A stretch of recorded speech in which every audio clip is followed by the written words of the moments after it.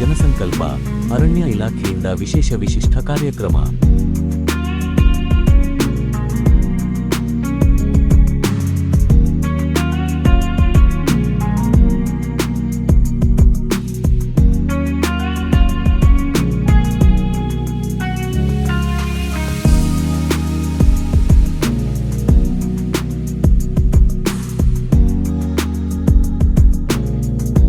ಸಸ್ಯ ಸಂಪತ್ತು ಉಳಿದರೆ ಮಾತ್ರ ಉಳಿಯುತ್ತದೆ ಮುಂದಿನ ಪೀಳಿಗೆ.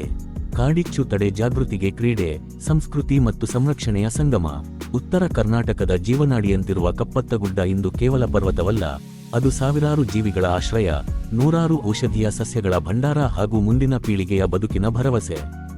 ಆದರೆ ಅಜ್ಞಾನ, ಮೌಢ್ಯ ಮತ್ತು ನಿರ್ಲಕ್ಷ್ಯದಿಂದ ಉಂಟಾಗುವ ಕಾಡಿಚ್ಚು ಈ ಅಮೂಲ್ಯ ಸಂಪತ್ತಿಗೆ ಮರಣಗಂಟೆಯಾಗಿ ಪರಿಣಮಿಸುತ್ತಿರುವ ಸಂದರ್ಭದಲ್ಲಿ ಕಪ್ಪತ್ತಗುಡ್ಡ ರಕ್ಷಣೆಗೆ ಜನಸಹಭಾಗಿತ್ವದ ಮಹತ್ವವನ್ನು ಸಾರುವ ವಿಶಿಷ್ಟ ಕಾರ್ಯಕ್ರಮ ಡೋಣಿ ಗ್ರಾಮದಲ್ಲಿ ನಡೆಯಿತು. ಗದಗ ಪ್ರಾದೇಶಿಕ ಅರಣ್ಯ ವಿಭಾಗ ಮತ್ತು ಕಪ್ಪತ್ತಗುಡ್ಡ ವನ್ಯಜೀವಿ ಧಾಮದ ಆಶ್ರಯದಲ್ಲಿ ಆಯೋಜಿಸಲಾದ ವಾಲಿಬಾಲ್ ಪಂದ್ಯಾವಳಿ ಹಾಗೂ ಕಾಡಿಚ್ಚು ತಡೆ ಜಾಗೃತಿ ಅಭಿಯಾನ ಪರಿಸರ ಜಾಗೃತಿಗೆ ಹೊಸ ರೂಪ ನೀಡಿತು. ನಕ್ಷತ್ರ ಚಿಹ್ನೆ, ಕಪ್ಪತ್ತಗುಡ್ಡ ಉಳಿದರೆ ಭವಿಷ್ಯ ಉಳಿಯುತ್ತದೆ, ಶಿವಕುಮಾರ ಮಹಾಸ್ವಾಮೀಜಿ. ಕಾರ್ಯಕ್ರಮದಲ್ಲಿ ಆಶೀರ್ವಚನ ನೀಡಿದ ಕಪ್ಪತ್ತಗುಡ್ಡದ ನಂದಿವೇರ ಮಠದ ಶಿವಕುಮಾರ ಮಹಾಸ್ವಾಮೀಜಿ. ಅರಣ್ಯ ಎಂದರೆ ಕೇವಲ ಮರಗಳ ಗುಂಪಲ್ಲ, ಅದು ನೀರಿನ ಮೂಲ, ಜೀವಜಾಲದ ಆಶ್ರಯ ಮತ್ತು ಮಾನವನ ಬದುಕಿನ ಆಧಾರ. ಕಪ್ಪತ್ತಗುಡ್ಡ ಉಳಿದರೆ ಮಾತ್ರ ನಮ್ಮ ಮುಂದಿನ ಪೀಳಿಗೆಗೆ ಸುರಕ್ಷಿತ ಭವಿಷ್ಯ ಕಲ್ಪಿಸಲು ಸಾಧ್ಯ ಎಂದು ಭಾವಪೂರ್ಣವಾಗಿ ಹೇಳಿದರು.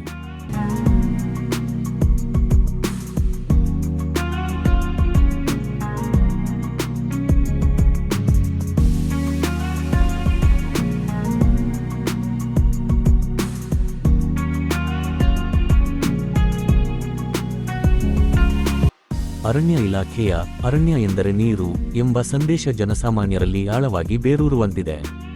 ಸರ್ಕಾರ ಏನೇ ಮಾಡಿದರೂ ಜನರ ಮನಸ್ಸಿನಲ್ಲಿ ಅರಣ್ಯದ ಮೇಲಿನ ಹೊಣೆಗಾರಿಕೆ ಬೆಳೆದಾಗಲೇ ನಿಜವಾದ ಸಂರಕ್ಷಣೆ ಸಾಧ್ಯ ಎಂದು ಅವರು ಅಭಿಪ್ರಾಯಪಟ್ಟರು.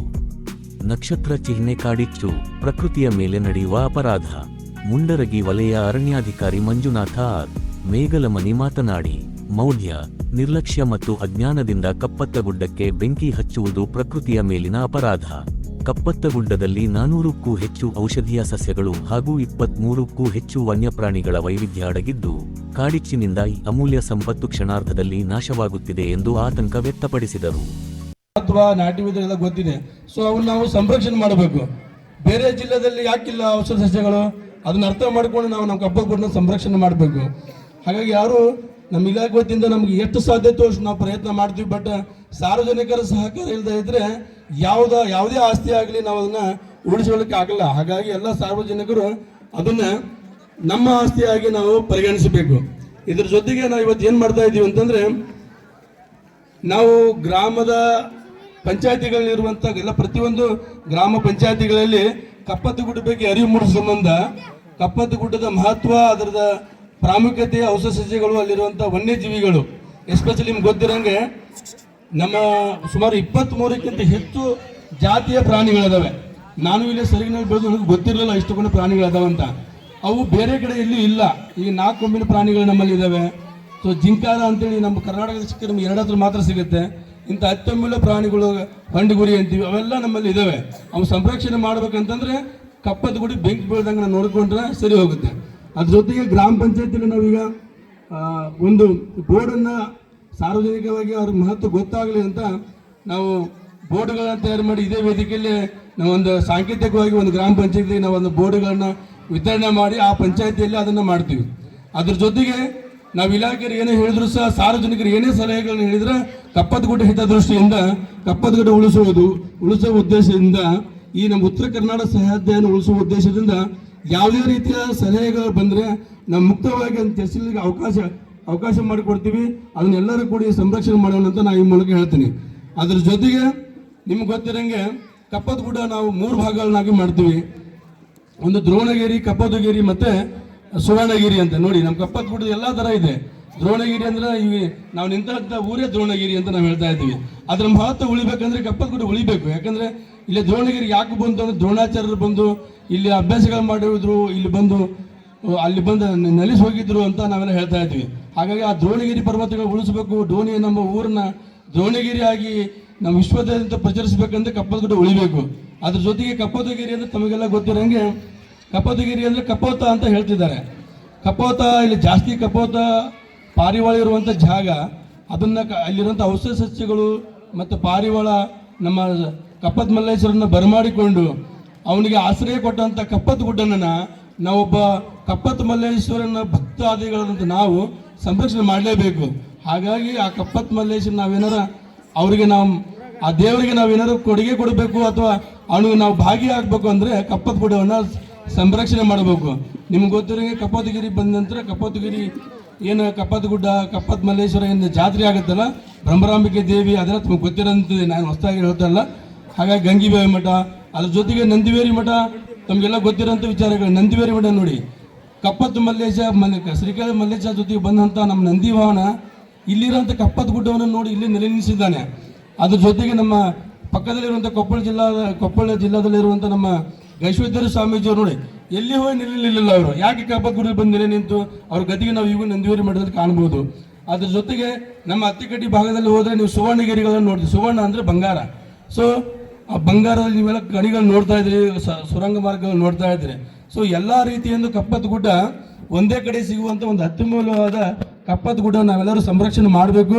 ಅದ್ರ ಜೊತೆಗೆ ಇಲಾಖೆ ಜೊತೆಗೆ ಎಲ್ಲರೂ ಸಹಕಾರ ನೀಡಬೇಕು ಅಂತ ಈ ಮೂಲಕ ನಾನು ಮತ್ತೊಮ್ಮೆ ವಿನಂತಿಸಿಕೊಳ್ಳುತ್ತಾ, ಕಪ್ಪತ್ ಗುಡ್ಡ ಯಾವುದೇ ರೀತಿಯ ಯಾವುದೇ ಬೆಂಕಿಗಳನ್ನು ಇಟ್ಟರೆ ನಮ್ಗೆ ಮಾಹಿತಿಗಳನ್ನ ಕೊಡಿ, ನಮ್ಮ ಜೊತೆಗೆ ನೀವು ಸಹಕಾರ ಕೊಡಿ.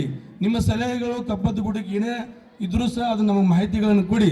ಈಗ ನಾನು ಸುಮಾರು ವಿಚಾರಗಳನ್ನ ಇಲ್ಲಿ ಹಂಚಿಕೊಳ್ಬೇಕಂತ ಇದ್ದೀನಿ. ಬಟ್ ಪರಮ ಪೂಜ್ಯರು ಕೆಲಸದ ನಿಮಿತ್ತ ಅರ್ಜೆಂಟಾಗಿ ಬೇರೆ ಕಡೆ ಭಕ್ತಾದಿಗಳು ಬಂದು ಹೋಗ್ಬೇಕಂತ ಹೇಳ್ತಿದ್ದಾರೆ.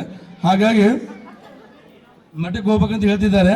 ಹಾಗಾಗಿ ಅವ್ರಿಗೆ ಅನುವು ಮಾಡೋ ಉದ್ದೇಶದಿಂದ ಮತ್ತೊಮ್ಮೆ ಎಲ್ಲ ಸಾರ್ವಜನಿಕರಲ್ಲಿ ಹಾಗೂ ಗಣ್ಯಮಾನ್ಯರಲ್ಲಿ ಹಿರಿಯರಿಗಿಲ್ಲಿ ಎಲ್ಲ ಬಂದಂಥ ಇಲ್ಲೆಲ್ಲರಿಗೂ ಇದೇನೋ ನಾವೇನೋ ಟೂರ್ನಮೆಂಟ್ ನಡೆದು ಇದು ಸಾಂಕೇತಿಕವಾಗಿ ಅಷ್ಟೇ, ನಿಮ್ಗೊಂದು ಅರಿವು ಮೂಡಿಸಲಿಕ್ಕೆ ನಮಗೊಂದು ವೇದಿಕೆ ಬೇಕಾಗಿತ್ತು ಅಂತೇಳಿ ನಾವು ಮಾಡ್ತಾ ಇದ್ದೀವಿ.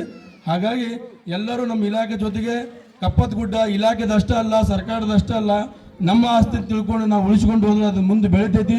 ಅದು ವಿಶ್ವಾದ್ಯಂತ ಹೆಸರನ್ನು ಈಗಾಗಲೇ ಪಡಿತಿದೆ, ಇನ್ನೂ ಹೆಚ್ಚಿನ ರೀತಿಯಲ್ಲಿ ಪಡೆಯುತ್ತೆ.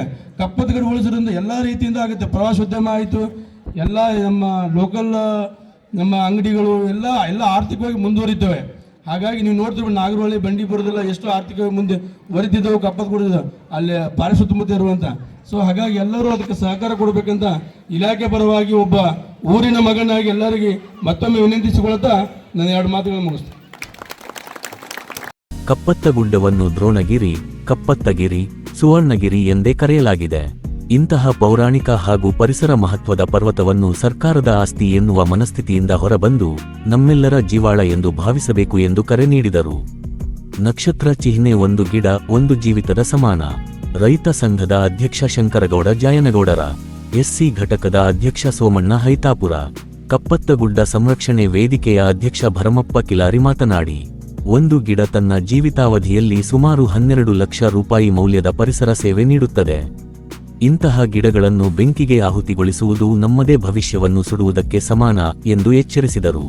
ಯುವಕರಲ್ಲಿ ಕ್ರೀಡೆಯ ಮೂಲಕ ಪರಿಸರ ಜಾಗೃತಿ ಮೂಡಿಸಿರುವ ಅರಣ್ಯ ಇಲಾಖೆ ಹಾಗೂ ಸಿಬ್ಬಂದಿಯ ಕಾರ್ಯ ಶ್ಲಾಘನೀಯ ಎಂದರು. ನಕ್ಷತ್ರ ಚಿಹ್ನೆ ಯುವ ಮನಸ್ಸಿಗೆ ಪ್ರಕೃತಿಯ ಪಾಠ ಕಾರ್ಯಕ್ರಮದ ಪ್ರಾಸ್ತಾವಿಕವಾಗಿ ಯುವ ಕವಿ ಲೇಖಕ ಸಿದ್ದು ಸತ್ಯಣ್ಣವರ ಮಾತನಾಡಿ, ಪರಿಸರ ಉಳಿಸುವ ಜವಾಬ್ದಾರಿ ಕೇವಲ ಸರ್ಕಾರದ ಮೇಲಾಗಿರದೆ ಪ್ರತಿಯೊಬ್ಬ ನಾಗರಿಕನ ಮನಸ್ಸಿನಲ್ಲಿ ಅರಳಬೇಕಾದ ಮೌಲ್ಯ ಎಂದು ಅಭಿಪ್ರಾಯಪಟ್ಟರು. ನಕ್ಷತ್ರ ಚಿಹ್ನೆ ಸೇವೆಗೆ ಸನ್ಮಾನ, ಸಂರಕ್ಷಣೆಗೆ ಸಹಕಾರ ಕಾರ್ಯಕ್ರಮದ ಅಂಗವಾಗಿ ಕುರಿ ಕಾಯುವವರಿಗೆ ಹೊಟ್ಟೆಚೀಲ, ಬ್ಯಾಟರಿ, ಸ್ಟೀಲ್ ನೀರಿನ ಬಾಟಲ್ಗಳನ್ನು ವಿತರಿಸಲಾಯಿತು. ಕೃಷಿ ಹಾಗೂ ಅರಣ್ಯ ಕ್ಷೇತ್ರದಲ್ಲಿ ಸೇವೆ ಸಲ್ಲಿಸಿದ ಸಾಧಕರು, ವಿವಿಧ ಕ್ಷೇತ್ರಗಳಲ್ಲಿ ಸಾಧನೆ ಮಾಡಿದ 35ಕ್ಕೂ ಹೆಚ್ಚು ಸಾಧಕರಿಗೆ, ಜೊತೆಗೆ ಯೋಗಾಸನದಲ್ಲಿ ಸಾಧನೆ ಮಾಡಿದ ವಿದ್ಯಾರ್ಥಿಗಳಿಗೆ ಸನ್ಮಾನಿಸಲಾಯಿತು. ಜನಸಾಗರದ ಭಾಗವಹಿಕೆ ಕಾರ್ಯಕ್ರಮದಲ್ಲಿ ವೆ.ಮು. ಕುಮಾರಸ್ವಾಮಿ ಮಠದ ಗ್ಯಾರಂಟಿ ಸಮಿತಿ ಸದಸ್ಯ ರಾಮಣ್ಣ ಮೇಗಲಮನನಿ, ಗ್ರಾಪಂ ಅಧ್ಯಕ್ಷೆ ನೀಲಮ್ಮ ಅಳವಂಡಿ, ಲಕ್ಷ್ಮೀ ಸೊಗಟಿ, ಕಾಶಪ್ಪ ಅಳವಂಡಿ, ರಮೇಶ್ ಪವಾರ, ಗೌಸಿದ್ದಯ್ಯ ಹಳ್ಳಿಕೇರಿ ಮಠ, ನಿಂಗನಗೌಡ ಹತ್ತಿ, ಹನುಮಪ್ಪ ಗೋಡಿ, ಕಾಶಪ್ಪ ಹೊನ್ನೂರ, ಸಿದ್ದನಗೌಡ ಪಾಟೀಲ, ಸತ್ಯಪ್ಪ ಚಲವಾದಿ, ಮಹಾದೇವಪ್ಪ ಗುಂಜಿ, ಭರಮಗೌಡ ಪಾಟೀಲ, ಈಶಪ್ಪ ಓಲಿ, ಮಲ್ಲಪ್ಪ ಜೋಂಡಿ ಸೇರಿದಂತೆ ನೂರಾರು ಕುರಿಗಾಯಿಗಳು, ಯುವಕರು, ವಿದ್ಯಾರ್ಥಿಗಳು ಹಾಗೂ ಗ್ರಾಮಸ್ಥರು ಪಾಲ್ಗೊಂಡು ಕಾರ್ಯಕ್ರಮಕ್ಕೆ ಜನಾಂದೋಲನದ ರೂಪ ನೀಡಿದರು.